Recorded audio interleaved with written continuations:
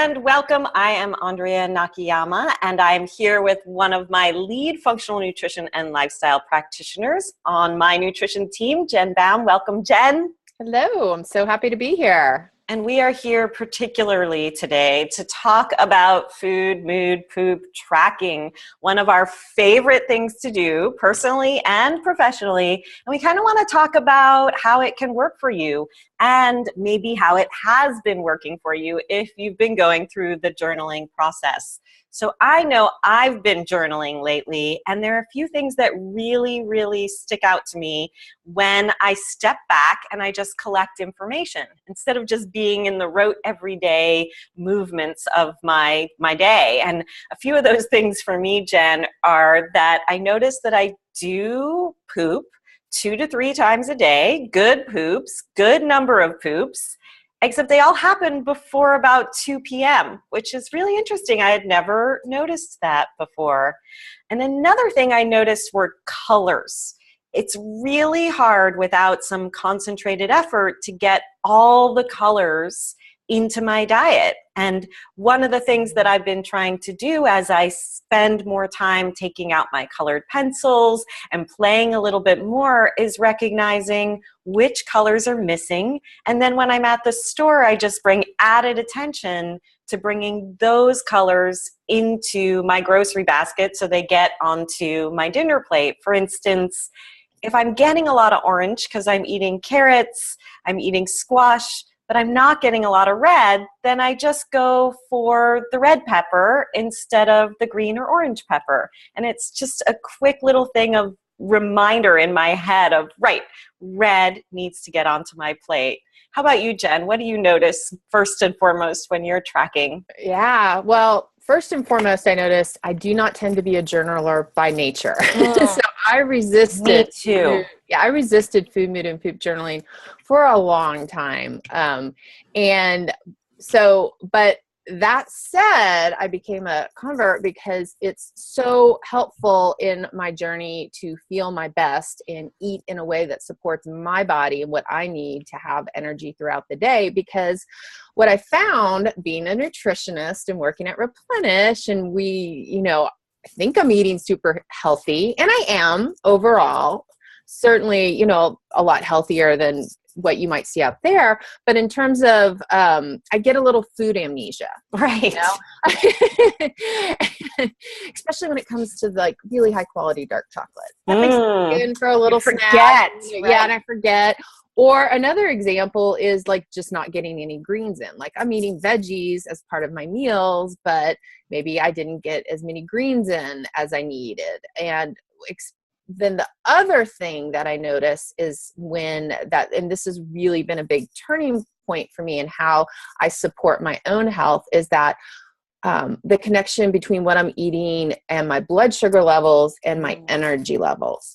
And when I start to get a little snacky, and this is where the food amnesia comes in, because I'm busy through the day, I'm a full-time mom, and I work, and I'm here, there, I'm everywhere, and I start grabbing things, and that's when I'll start to notice that's when the dark chocolate will start to sneak in, or maybe even a little more caffeine than I need, and I'm not really eating in a way that's serving me well, and I will start to eat a little more sugar, a little more caffeine to keep me going through the day, and then my energy levels start to really fluctuate. So actually, taking that time and designating an interval where I'm writing it down, especially like when I start to notice that things are getting a little off for me, or I've just come through a period of stress, then that's a great time for me to like take a second, take a deep breath. And it's hard because I know how I should eat, but I really need to take that snapshot of how I am eating. And that's going to help me figure out where I need to make my changes. Such a good point, Jen. I love that you call it food amnesia, because I think we all have food amnesia. And what happens is we tell ourselves good stories about what we're doing and how we're eating, but we do grab a little bit here and there. And when we're journaling, we're not counting how much, we're not looking at quantities, we're just looking at quality and really also patterns patterns and trends. So maybe what's happening through the day and how many times are you going for a snack or grabbing a little something here and there or cleaning up your kids' plates. And it all gets just added on there and you can see it, and it brings all of that to your realization. It's like all of a sudden having a mirror. And we're not asking people to be in the analytics while they're doing it. It's more just taking that snapshot, like you called it, and then realizing because you've had that reflection. Like you, Jen, I am not a journaler. I'm not somebody who likes to journal. And yet every time I go back to food, mood, poop journaling, there's so many revelations that I have.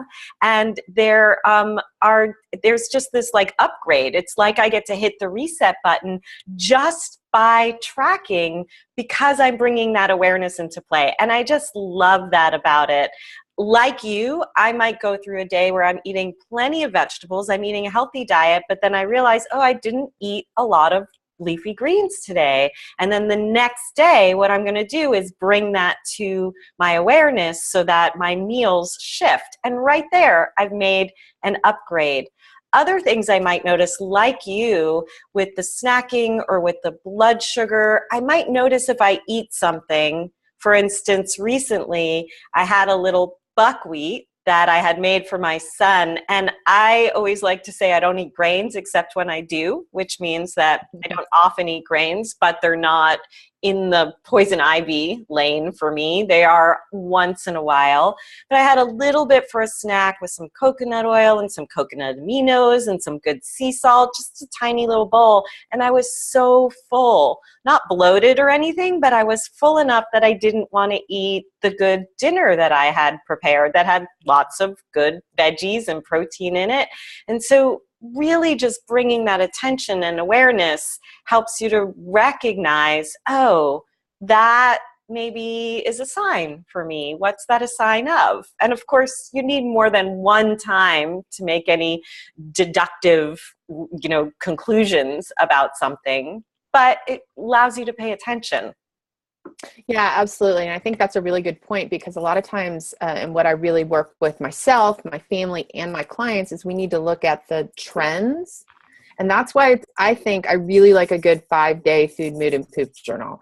I mean, there are times when maybe just doing a few days is okay, but really 5 days, you can really start to see a picture of how you're eating on a day-to-day basis and how that's affecting your energy and any symptoms that you have. And also really being able to check in, like, really how regular are you with poop? Because you may have one day that's spectacular and then go 2 days. Right. So right. That's something that needs to be addressed. And, yeah. We need to kind of focus in there. So really, doing that and looking at the trends is a really important aspect of the food, mood, and poop journaling. So let's dive in there a little bit because you mentioned 2 different categories. There's the category, we're talking a lot about doing it for ourselves, which we're hoping that all of you are doing. Then we can give a little bit of our secrets of how we work with a food, mood, poop tracker in practice, in our clinical practice. So you can take some of those secrets home for yourself. And then talking about how we might use it with our families, which is also really helpful. So let's give a little bit of a secret peek into how we use it in practice, because we always ask for a food, mood, poop journal. This is a huge part of coming into working with us. And it's not that we can't take it for word what you're saying, but we actually get to see get to do a lot of detective work. It is one of our top tools of detection. I know we can get really fancy with lots of different testing options out there, but we actually see this as one of our best tests. It's one of the things that we can use to start pulling apart what might be happening. One of those things, Jen, is where we might see little hidden things that it falls into the amnesia category, what people might be telling us versus what's really happening. Can you speak into maybe some instances of that? Yeah, I've had everything from where someone, in terms of whenever anybody comes in, it's a non-negotiable. They do a 5 mood a 5-day food, mood, and poop journal as part of that whole entry process, so we can get that snapshot into their life. And how they report, say like on an intake, how they're eating may not necessarily correlate. Like, Yeah. oh, well, they say they're dairy free, but they're actually eating yogurt or kefir, which may be a wonderful food for them, but that's not dairy free. Sometimes things just show up completely unexpectedly, like, oh, a glass of wine before dinner every night. Right. When, Something they didn't know. Yeah. They didn't report that. Exactly. I had one client who turned in and I told her, I'd said, just be completely honest. It's a snapshot. And there's like a handful of jelly beans every afternoon, right when she was hitting her energy lows. And so it wasn't anything that she had identified in anything else. And so sometimes those things will come up. And then the other thing that happens is sometimes I work with a lot of women with hormonal issues and blood sugar issues, and energy and brain fog tend to be big symptoms. And they'll report that they're eating a low sugar diet. And I'll actually look at the food, mood, and poop journal, and they're eating an all fruit smoothie every morning for breakfast. They're not getting very much fat. And maybe doing like a green juice as their afternoon snack. And with that, they are, they're not eating what we would, a lot of refined sugar, what we would traditionally say would be a high sugar diet. But we can correlate, like that's a lot of glucose, at certain intervals, and we can correlate. I can actually show them, okay, do you see this pattern of you had a bunch of energy and then an hour and a half later you crashed? Yeah, so one of the things I want to talk about, Jen, is that for us, there's never any judgment about the food eaten. It's really more about helping you to understand the correlations between food, mood, which is any sign or symptom, and poop.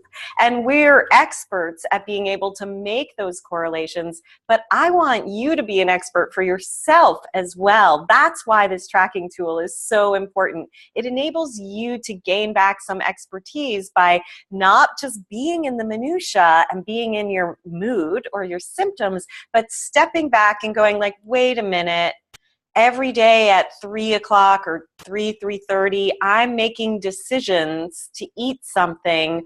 What could I do differently at 12:30 when I'm eating lunch to see if I can change that pattern? So instead of just trying to change the pattern by eliminating it, which might make you cranky and feel like you're going to crash and be dizzy, what else can you do? Like, say, add more protein and fat to your lunchtime that will carry you through longer. These are the little changes that really do add up to changing how you feel day in and day out, changing how you look, how you act, everything, and even how you eliminate your poop. So what we do is that fine-tuning using the tracking, and this is where you really come into a deeper sense of self-awareness. So speaking about self-awareness, which we're helping our clients to do, when we're talking about doing it for ourselves, what do we do when we have kids or teens particularly? Jen, I love how you use the food, mood, poop tracker in your home, and I'm hoping you can share a little bit about that. Yeah. So I have 2 kids, and they're actually teenagers now. And one has a lot of GI issues and has for a long time, since she was 4. And my older daughter has juvenile arthritis that has a really strong chronic fatigue component.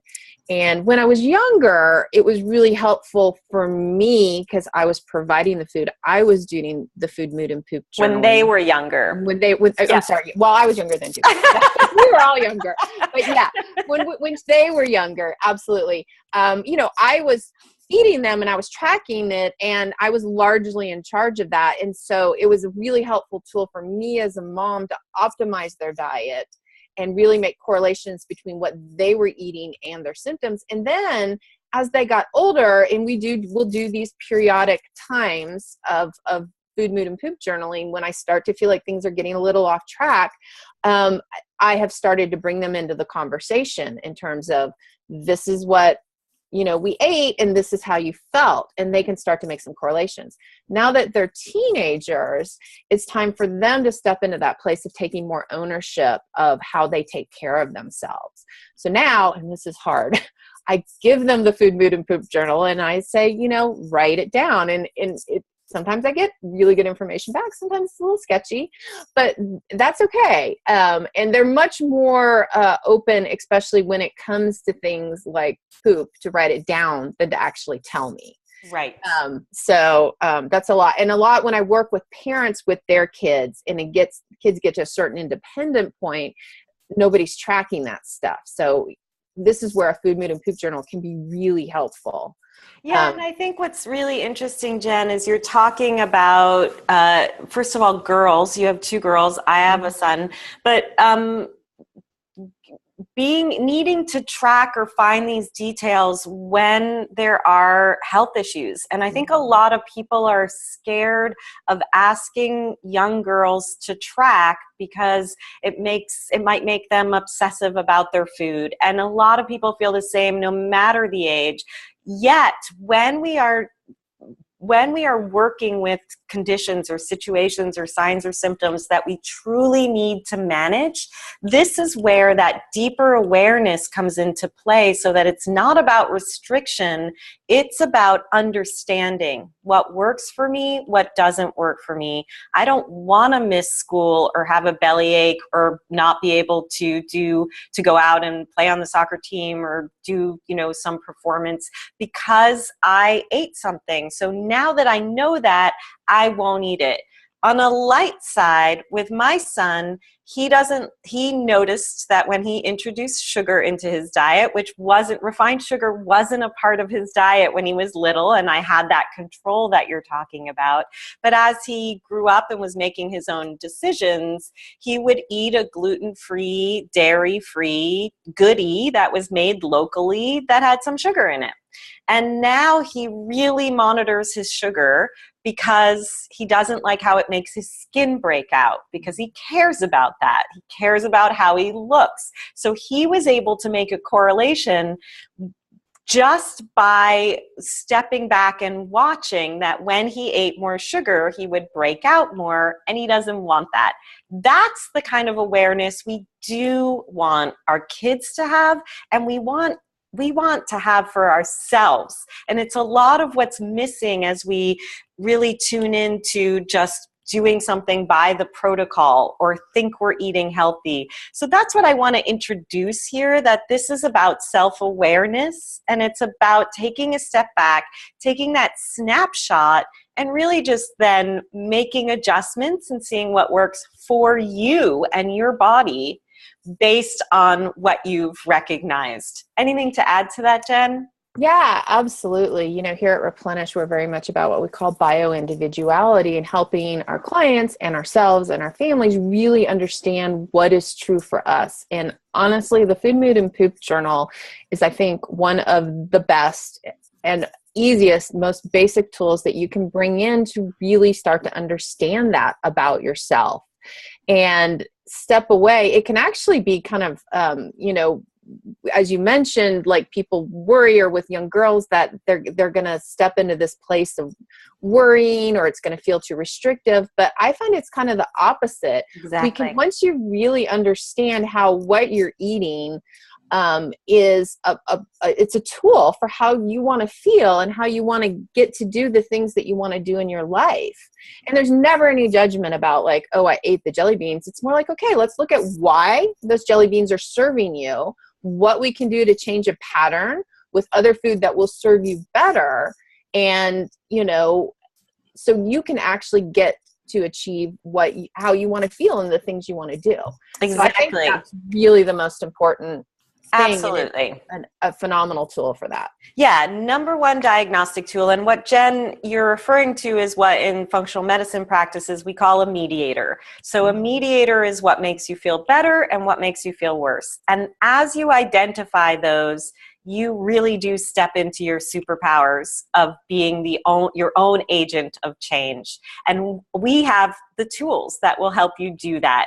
We really want you to step into, again, being the agent of your own change. So you have all the details and all the data that you need to start using this number one diagnostic tool. Simple: food, mood, poop. tracking and you watch the trends and you look at the details, you take that snapshot, you can always go back and get a new journal at www.replenishpdx.com/FMP. That's FMP for food, mood, poop, and keep tracking. Take a break when you need a reset, track again. This tool is yours to use whenever you want, and we want to hear from you. Let us know how it's going for you. You can always email us at support@replenishpdx.com or come join us on our Facebook page, facebook.com/replenishpdx, and let us know how your tracking is going for you. Jen, thank you for bringing all your wisdom to the table today. Thank you. I enjoyed talking about it, and I wish everybody luck and good health. Good health, food, mood, poop, tracking. Bye now. Bye.